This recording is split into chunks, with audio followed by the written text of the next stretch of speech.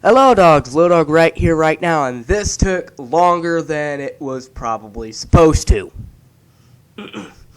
Welcome to Magical Eyes, Red is for Anguish.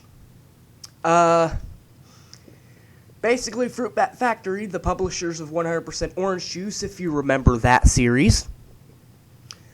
They've posted all their visual novels that are on itch.io for free because of the quarantine. Now, I'm recording this with FreeCam instead of Loilo because Loilo is not recording it in the right settings. So let us hope that this works. And on the day that you're seeing this, it's going to be my birthday. So, wish me a happy birthday down there in the comments. This is a story of something that happened not long ago. 森に囲まれたとある村に、花のように可愛らしい一人の少女がおりました。In a village surrounded by woods, there was a little girl as adorable as a flower. 月のない夜のような黒い髪と、透き通るような白い肌をした女の子です。Her hair was as pitch dark as a moonless night sky, and her skin was porcelain white. I can see where this is going. She's probably going to be dead by the end of this. 少女はその可愛らしさ以外にもたくさんの宝物を持っていました。Besides that perfect beauty of her, she held many other treasures. 例えば笑顔。For one, her smile.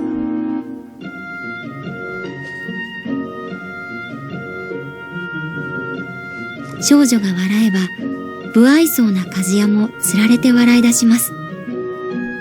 When she smiled, even the ineffable blacksmith couldn't help but smile back. 例えば歌声。For another, her singing voice.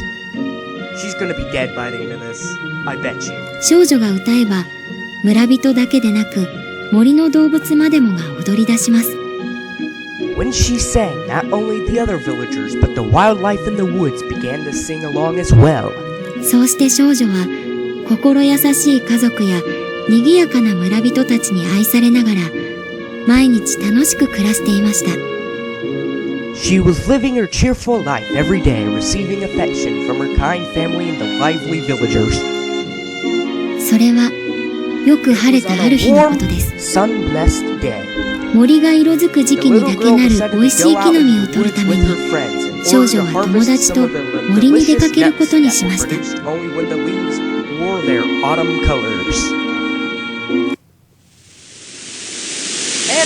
悪い魔物に操られた少女はありとあらゆるものを壊し続けます。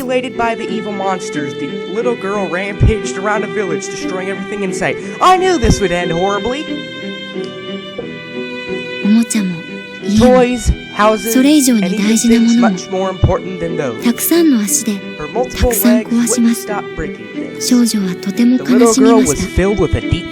姿形が変わり果て手や足を魔物に操られているのだとしても目も耳も心も少女のままだった。そしていつしか少女はこれ以上大切なものが壊れていく様は見たくないと自らの終わりですが、どれだけ少女が終わりを望んでも魔物はそれを許しませんでした。 Yet, however, strongly she longed for it, the monster would never 魔 allow 物に it. とって少女 The は reason was simple. 何 The 百年 monster と had 待 been ち続 waiting けた hundreds 乗 of り物だっ years た for から。 someone to manipulate. やまない雨がないように地 Just 獄 like のよう any な日 rain 々 will にも eventually や stop がて終わり falling, が訪 those れます。 hell-like days of hers came to an end. それは It was a 月が night やけに with 黄 the most 色い夜の shining ことで golden した。 yellow moon. 少女の村に Having 魔 heard a 物の rumor about the 噂を聞き monster, つけた two knights 二 arrived 人 in の the 一 little 人 girl's 目の village. 騎士は The tall のっ one ぽ was でもう very 一 tough. 人の騎士は The younger, shorter 若 one く didn't 小 seem 柄 as で strong 嘆 as き the tall 悲し one. む村人に The のっぽ taller の騎士が knight 言いま spoke した。 to the saddened villagers. 我々は魔物を退治するために遠い国必ずや魔物を倒し Swear upon our 少女を honor that 助 we けて shall みせましょ strike う。 it down and return the little girl to you. 村人たちは騎士の言葉を信じませんでした。騎士たちに魔物を倒せるはずはな Assumed く that there was no way for ま those た knights 新し to い犠 beat the 牲が出る monster, としか思 and え they な would かった just のです。 become the next victims. こうして村と少女の身に再び平和が訪れました。村に に残った傷跡は少なくないけれど、村人たちは誰一人として少女を責めることはありません。少女は操られただけであり、一番多くのものを失ったのは幼い彼女であることを村人は知っていたからです。Because they all knew that she had been manipulated and she was the one who lost the most. 悲しみの終わりを祝うために、村人たちは祭りを、もちろんその輪の中に少女を迎え入れて、少女がそれに気づいたのは祭りの喧騒の中でのことでした。テーブルに並んだケーキが甘いことはわかるのに、それを美味しいとは思えません。森の広がる闇が暗いことがわかるのに、それを怖いと思えません。そして、そう思えない自分を辛いとも悲しいとも思うことさえできなくなっていたのです。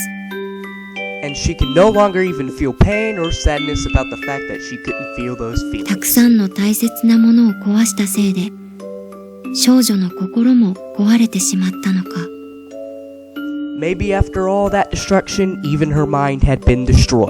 あるいは魔物が死の間際に呪いを残していったのか。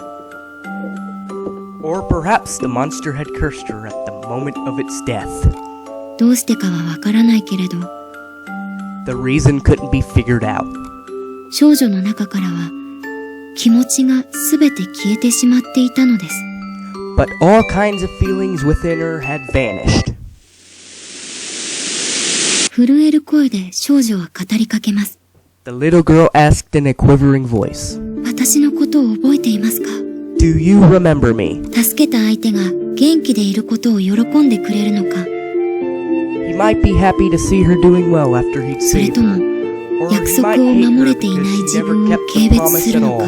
答えはわからないけれど、 Didn't know the 少 answer, 女は but she 若い couldn't 騎士に resist 声を asking か the けずにはいら question. れ、私はかつてあなたに助けて I'm い the ただいた girl 少 you 女です。 saved before. あの時はどうもありが Thank と you う。 so much for everything you did for me. 少女は言葉を続け She ます。 went on. 一度言葉を止めてしまえば、それ以上何も話せなくなるよう If な she 気が thought した if から she です。 ever stopped talking, she would never be able to start again. そして、 And I owe you an apology. 私はあの時の約束を守れていないのです。 I haven't been keeping the promise we made back 懸 then. 命に話す少女の顔を見て、若い騎士は不思議そうな表情を Looking 浮 at her かべまし desperately た。 talking, a confused frown formed on his face. そして騎士は少女が予想したどんな答え When と he も answered, 違 it う was 言 something 葉 other を口に than した what の she'd です。 expected.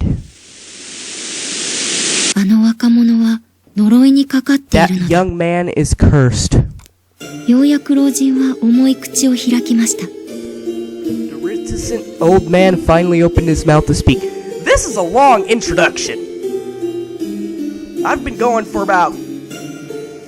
The introduction has been probably going about for 7.5 minutes at this point. The reticent old man finally opened his mouth to speak. それはどんな呪いなのですか？ What kind of curse is that? 問いかける少女 He に、 answered her 老 with a 人は hoarse しわがり、 voice. それがどんな No 呪 one いな knows の either か、 what kind of curse どう it すれ is ば or 解 how ける to のか。 break it. ただ、一つ分かっているのは、 Give me a moment. その I'm sorry, but let us return to this. No one knows either what kind of curse it is or how to break it. One thing's for certain, though, the curse will kill the boy in the near future. 少女は不思議に思い尋ねます。 That answer of his brought her another question. どんな呪いかわからないのに、どうしてそれが呪い How だと can わ you かる tell の it's です a か？ curse when you don't know what curse it is? 簡単な話だよ。 That's あの obvious. 若者は He 決 carries し a て手 bag 放 that せ he ない荷 cannot 物 ever を持っ let ている go の of. だ。どれだけ重くても、 However heavy it may be, い even つ if か it 重 one さで day crushed 体が him, he 潰れるの cannot だ let と it しても、 go. 荷物の中身は関係ないん What だ do you よ。 call that if not a curse? It doesn't matter what's inside the 老 bag. 人の話は難しくて、少女には全 It てを was 理 too 解する difficult こと for は her でき to ません fully でした。 understand what the old man で was も、 saying. Still, 少 she 女は didn't 老 think 人 he も was しも lying. 呪いの話が Because 本 if 当 he な was ら、 right about the curse, あの she 騎士 now は understood what い made つも the 悲 night しそう look な sad 顔を all して the いる理由。 time. 気持ちを一度なくしたことも、She supposed that the loss of her feelings and her being here at that moment were all inevitable. そして、夕暮れに染まる若い騎士の背中を思い出しながら、少女は心に決めました。彼の呪いは自分が解くのだと。今の自分のすべては彼が守り与えてくれたものなのだから。ただ、それを返すだけのことなのだ。少女は心に決めたのです。どんな手を使ってもあの騎士を助けてみせると。彼自身が望まないのだとしても、この身が犠牲になるのだとしても、たとえ世界のすべてを敵に回したとしても。Is this the end of the introduction? Because, my gosh. Okay, yes. マジカルアイズ、レッドイズフォーアングイッシュ。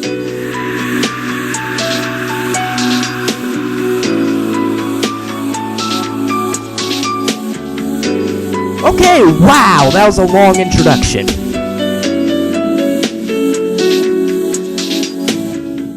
Let's just start, shall we?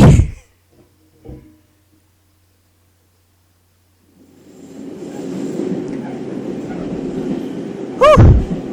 Alright, give me a moment. Alright, I'm back. That was a long introduction. That was a lot to take in. I had to take a moment. So let us begin. I'm happy to be alive. It feels a little cheap and out of place to put it into words, but I can't think of any way to say it better. No, maybe it's more accurate to say I'm happy that she's alive. My heart is pounding rapidly as if to keep up with the scenery racing by outside the window. That's hardly a surprise, because the day has finally come. The promise we first made to meet outside the hospital, it's just to go for some pointless shopping. But what's behind that promise should be invaluable for both of us. We first met each other exactly 4 years ago. At the time, she had already been hospitalized for a little over 4 years. Considering that she hadn't been able to leave even once during that time, except for the occasional short trip back to her home, this will be the first time in 8 years she has done something for herself. I just want to walk in a place that has no roof over my head until I've had my fill, she would always say. That's why just thinking about her current feelings makes me feel as light as a feather. And on top of that, the reason she's going out today is for a date with me. So I'm so happy I could die right now.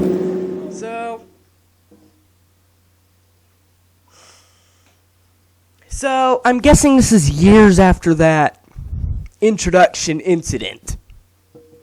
The routine sound begins to slow down, and I hear a familiar, or quite honestly, an announcement I'm quite tired of.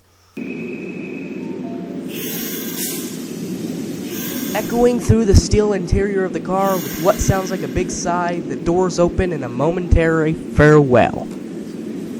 I've been coming to this station almost every day for the past 4 years, but today it feels strangely different because of my new purpose for the visit. I left my house both so nervous and happy, it almost made me want to take my time and walk slow. But right now, even if I tried to hold back, my feet are rushing me there all by themselves. It almost makes me laugh.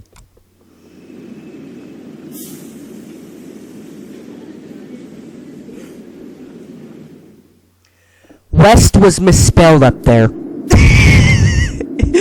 I saw it right there. It was spelled Wast. As I reach the middle platform of the stair, my nose picks up the peculiarly salty scent of the sea. Regardless of the season, when it smells like this in the town, it's proof that rain is coming. The sky must be in a foul mood to stay such an unchanging gray from early morning hours. I'll have to hurry a bit. Thinking those things, I head to the bicycle parking for what I hope is the last time. I cannot get the fact that they misspelled West out of my mind now.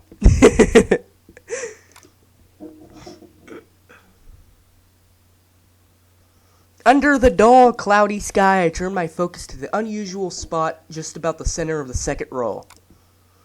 Not a few seconds pass before I notice that something is out of place. This isn't the first time that I've had my bike stolen, but I still can't help but complain. Why today, of all days? I'm not sure how much it helps, but by chance I left home 30 minutes earlier than I'd planned. Feeling grateful for the fact, I start pondering which road I'm going to run down to the meetup spot.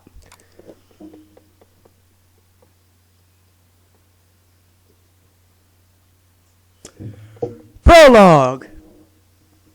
The Red Beginning. Okay. So, I believe this is a horror mystery. So, things are probably about to go very horribly wrong.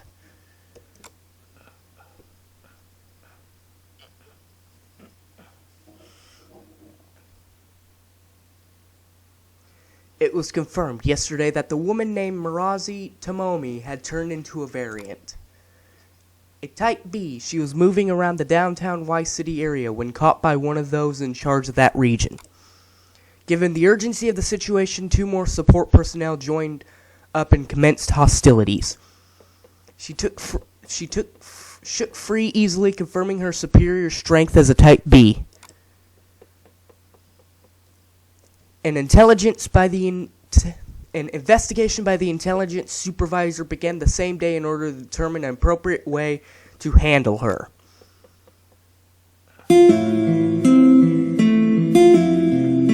The place she had been living in by herself during her lifetime was not one of the new apartment houses towering close to where she was discovered, but rather a 25-year-old cheap one-room apartment tucked away in the nooks behind those high-rises.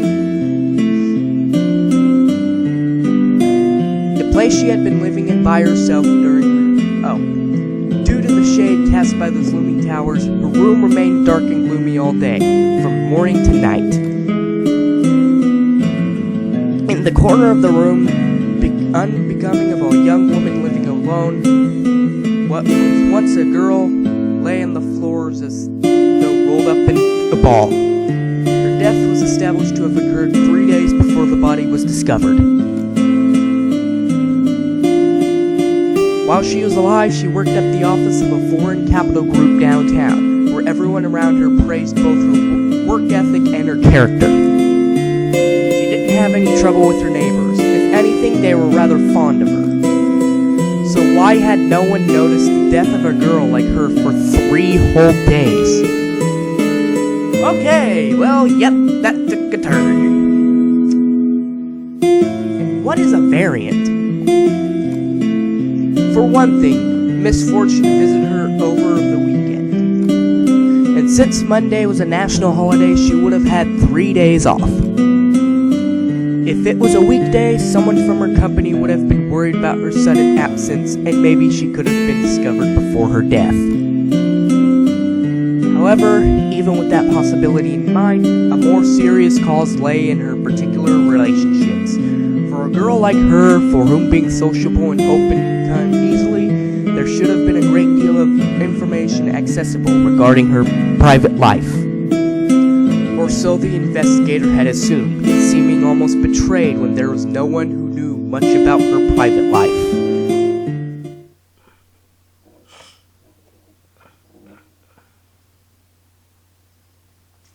According to one of her co-workers, someone as intelligent as her was probably living a sociable life outside of the workplace as well. According to the elderly married couple living next door, it's rare for a girl to be as cheerful as she was. There's no doubt she must have helped set the mood at her company. According to the florist whose store the girl frequented, she really knew her flowers. I had a good feeling about her. The more information was collected, the more questions arose. No matter who was asked, they'd occasionally spoken with her and considered her a good person, but didn't have a close relationship with her. Even if they had not had any communication with her for several days, none would have felt suspicious about it. But it's not that the people around her were rejecting her. Conversely, regardless of her age or gender, there were apparently few people who didn't want to be her friend. Invitations to drinks with her co-workers after work or shopping outings with her neighbors, she was the one obstinately declining all the countless approaches from others. In other words, it wasn't that there was something wrong with her character which caused her to remain isolated. It meant that she lives that kind of lifestyle deliberately. You can even say that precisely because she was popular, the fact that she had no friends, who ignored her inclination to solitude and pushed themselves into her private life, eventually led to her death. There was one more unnatural aspect to her lifestyle. Her performance at work was promising, and the company uses an annual salary system. Thus, she was doing exceptionally well financially for someone who had just entered the company a few years ago. In fact, she would have been making enough to take up residence in one of the high-rise condos that stole the sunlight from her room. Her bank account held an amount few would have imagined, given her modest lifestyle.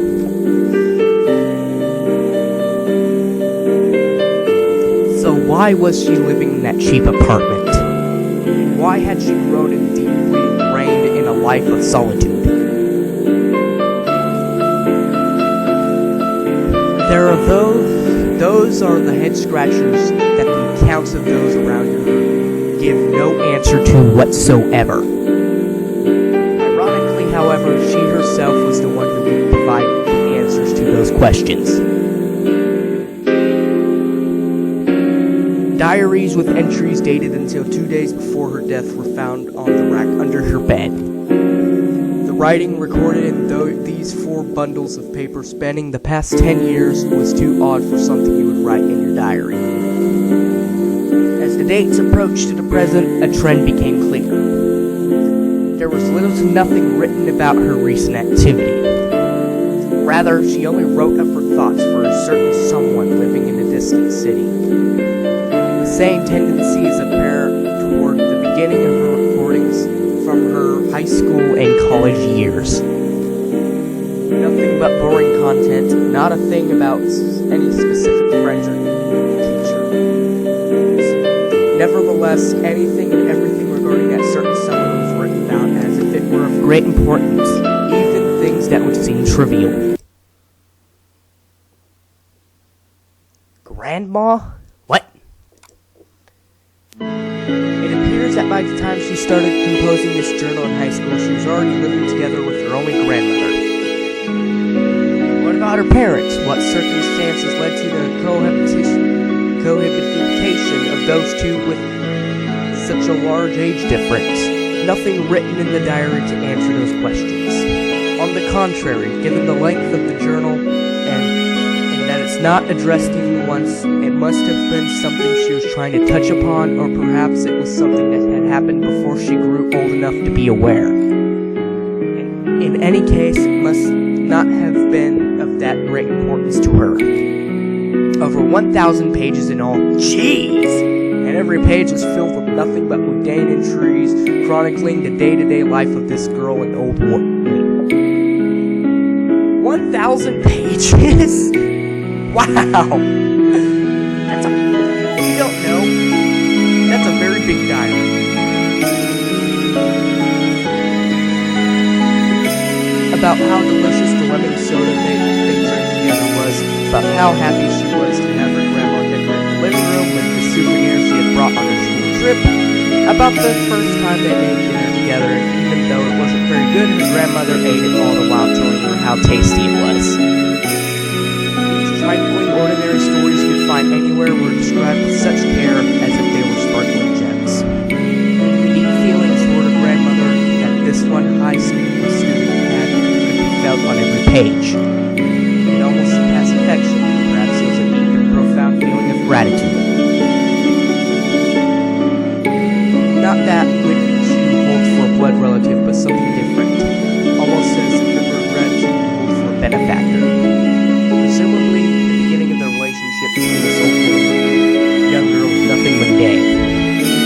case that even though their world was narrow and peculiar, their earnest love for each other is what brought them together as a family.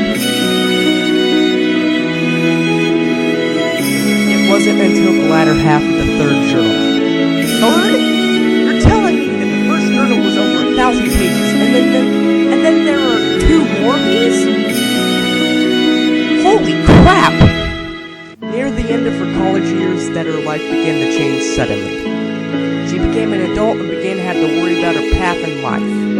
At a time when she was naturally thinking of finding work or continuing studies in her hometown, her grandmother gave some words of advice to her granddaughter. You ought to try living on your own once. Even to a far-removed third party reading this journal for the first time, the intention behind her words was clear. She knew that she would surely die before her granddaughter. That's sad. And she was worried for her granddaughter that would be left behind. So that the granddaughter whom she loved, but who was not yet self-reliant, could continue living after she was gone. It was easy to imagine that's what she wished for. If anyone else had said it, she likely would have rejected it outright. But the fact that it was none other than her grandmother saying such a thing troubled her greatly. Several days later, she would find in herself one resolution to her distress. It was one sad resolution that was far different from what her grandmother had expected. She would leave town in order to one day live a life with her grandmother again. A life forever filled with joy and happiness. To establish an environment they could live together forever by her becoming more socially and economically independent. She had made a decision which ran counter to the emotional independence her grandmother had wished for. In only 2 seasons, she would find employment in a company in which she could expect the income she hoped for. Her grandmother was so happy you would think she was the one who got the job. But even though the love they felt for each other was unchanged, by then the two were probably growing apart. Then spring came. She should have had not only anxiety but also hopes for a new life in an unfamiliar city, but what she needed most couldn't have existed in that city. So begins the 4th diary. There's a 4th one?!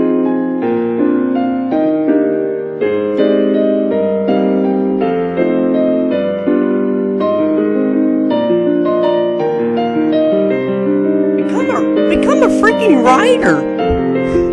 So begins the 4th diary. It was already clear that the contents written therein couldn't be called a journal. What she needed existed neither in the time spent with her co-workers nor the time she spent alone in private. It could only be found in feelings behind the short phone conversations after work with that someone in a distant place.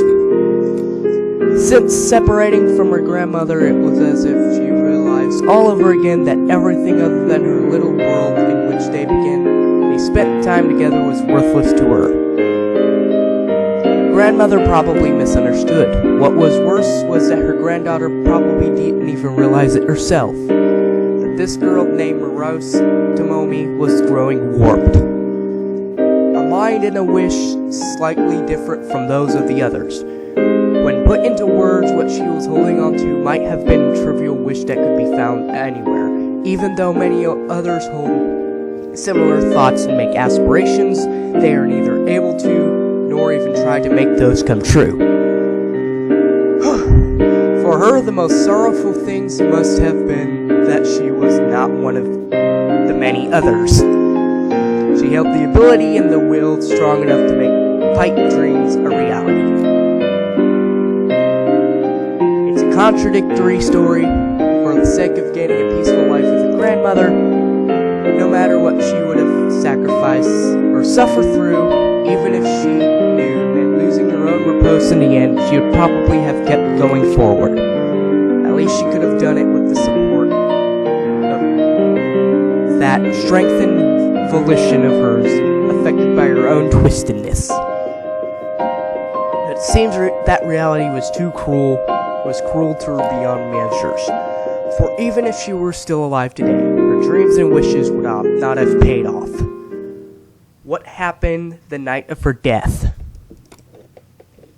An old woman whom a certain girl would have sacrificed her own self to make happy passed away.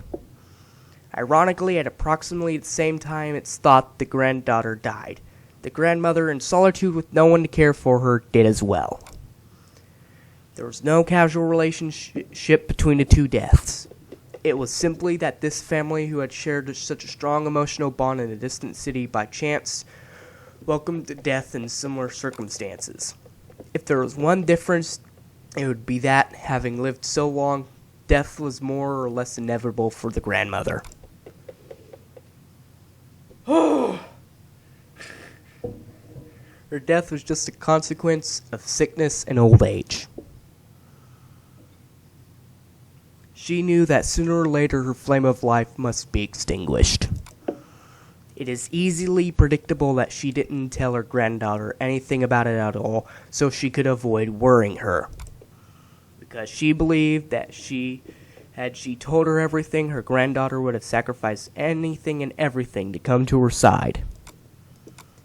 In conclusion, she had been struggling in vain for a delightful dream that would never come to fruition without being told the single important thing she had known.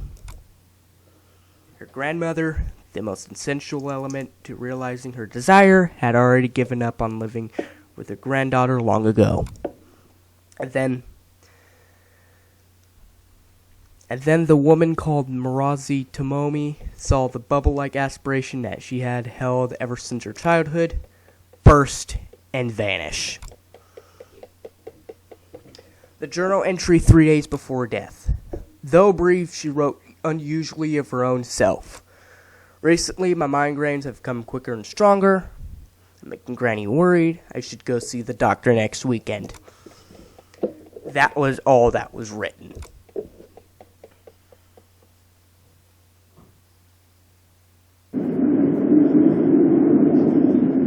Alright, well, I'm gonna end this video here. I'm gonna...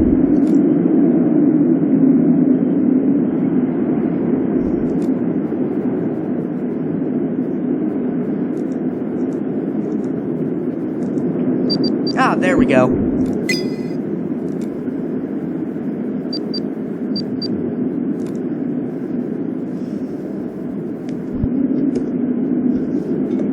Alright, I'm gonna end this one here. Hope you enjoyed. Bye-bye.